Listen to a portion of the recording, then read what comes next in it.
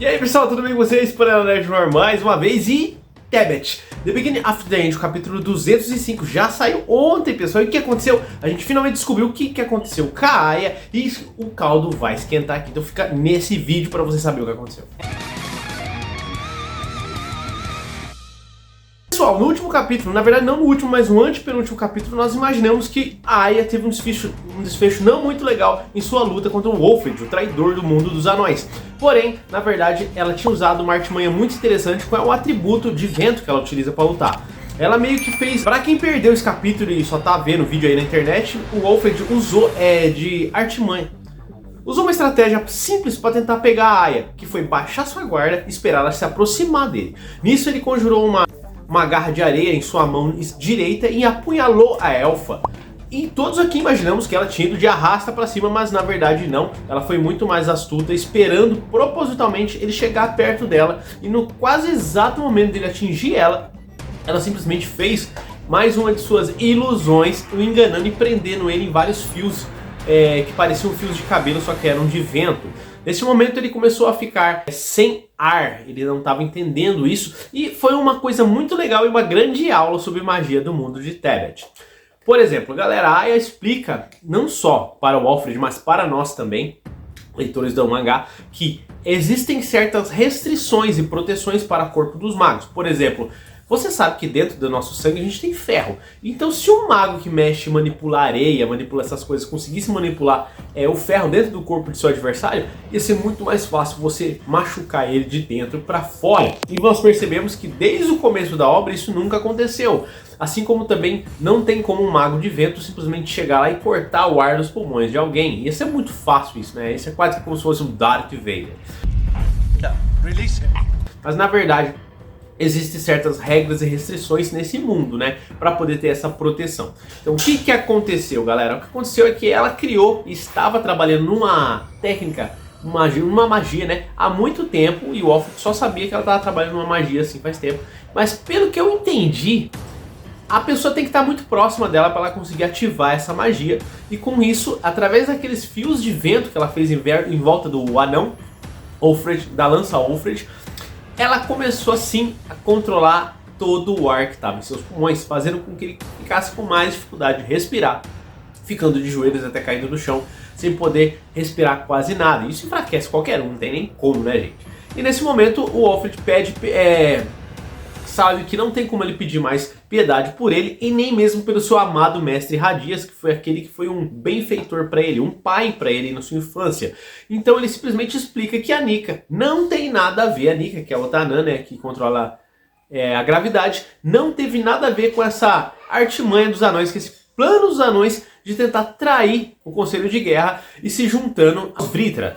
Só que a Aya diz para ele que é uma coisa que ele vai levar em consideração, é claro, mas não compete a ela decidir isso. Ela vai ter que levar para o conselho decidir o que vai acontecer com a Nika. Eles vão ter que provavelmente investigar se ela estava de fato sabendo ou então é só mais uma mentira dos anões. Terminado esse discurso, a Aya simplesmente ceifa a vida do anão, fazendo com que ele acabe acabando a sua luta e olhando para o horizonte, se preocupando com o próprio Arthur, que estava no meio de uma luta mortal contra o Retentor Uto. Mudando de cena, voltamos para a luta do Retentor Uto exatamente no momento em que eles estavam caindo no céu e o Uto tinha vários meio que espinhos no corpo dele, na verdade. Não deu para entender na primeira vista, assim. Primeiro, quando o Arthur acertou a espada, a bala de Dance, bem no meio do Vrita, eu entendi que o Uto tinha conjurado uns espetos ali, aquela parte. Não entendi muito bem o que era aquilo. Eu achei que ele tinha conjurado com a sombra do próprio tórax dele, do próprio abdômen dele, mas não era. É como se ele tivesse tipo uns piercings, não é piercing que se diz, vai, pode ser uns piercings, vai. Tem piercing pra todo tipo de jeito. E eu achei que era só ali. Só que era por isso que, se você for ver, ele não tinha umas ataduras. Nesse exato momento, o Uto começou a conjurar mais espetos saindo dele e atirou uma chuva de espinhos na direção do Arthur, que teve que desviar da forma com que ele pôde, conjurar um escudo de gelo em suas costas para se proteger e também ativando o Helm Heart para poder conseguir desviar e pedindo ajuda da Sylvie para poder ir buscar ele a toda velocidade. Quando a Sylvie conseguiu pegar o Arthur, que estava em queda livre, o Uto apareceu de novo falando assim: eu não acredito, você realmente conseguiu desviar, parabéns.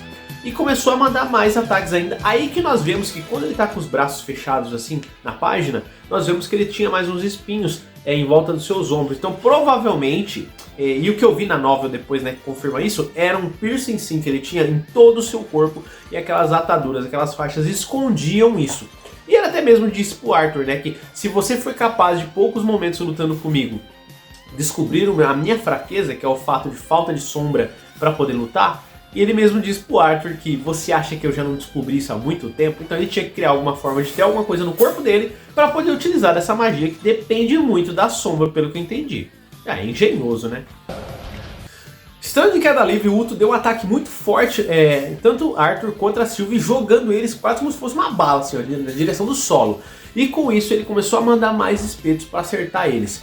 Nesse exato momento, o Arthur pede para Sylvie diminuir seu corpo de tamanho para ficar naquela simples raposinha, para o Arthur proteger ela. Só que ela nega isso e faz meio que um casulo, abraçando o Arthur para proteger ele da queda. Acredito que nesse momento, pelo tamanho do dragão, a Sylvie pode acreditar que vai aguentar o impacto no chão muito mais do que se fosse o Arthur. E outra, que o Arthur ia começar a tomar todos os ataques do Uto, que não parava insistentemente de mandar aquela metralhadora de espinhos negros, né? E no chão, com um forte impacto, o nosso capítulo acaba, e que foi muito rápido falar pra vocês. Ele meio que foi dividido entre a Aya mostrando suas habilidades e derrotando o Wolfred, e depois voltando pro Uto e pro Arthur. Cara, eu vou falar uma coisa pra vocês.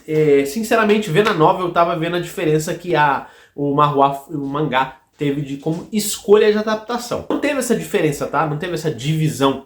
Simplesmente a luta do Wolfred com a Aya foi até o final, não teve aquele momento que para igual no último capítulo, e depois começou a luta do Arthur com o Utupá. Nesse capítulo 205 de Tabet, eles voltarem a citar a Aya, explicar o que aconteceu e depois voltar pro Arthur e Uto, cara. Realmente eu acho que se tivesse deixado do jeito que tava no manhwa, ficaria muito melhor. E a explicação no manhwa sobre a técnica da Aya, se você não entendeu no mangá, tá muito melhor explicado. E até mesmo do Uto, porque tipo assim, em momento algum mostra o Arthur pensando, nossa, ele tá com um monte de piercing no corpo por baixo das ataduras, entendeu? A gente tem que decifrar lendo. Então se você não leu a nova vai explicar muito mais. Isso, na verdade, a nova explica sempre muito a mais.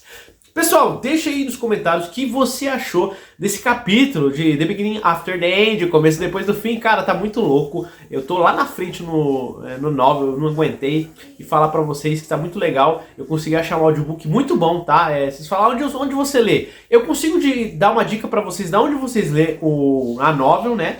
E também consigo deixar pra vocês um canal, né, no YouTube que tem todo o audiobook, só que você tem que ter paciência de estar ouvindo. Vale a pena, para quem gosta e para quem tem algum problema como eu num momento de baixa visão, vai ajudar vocês, beleza? Espero que vocês tenham gostado, deixa a panelada no like, se inscreve no canal e deixa aí nos comentários, eu quero que você dê sua opinião. Qual manhwa que você está acompanhando ultimamente, esses mangás coreanos que estão ganhando o mundo, né? E deixa aí também se você está gostando disso que eu estou trazendo agora, essa decisão de trazer no canal. É um subnicho do canal e eu acredito que os manhwas vão ganhar mais espaço aqui. Calma você, Marvel e DC ainda vai ter sempre alguma coisa. Falou? Tamo junto até depois do fim, galera.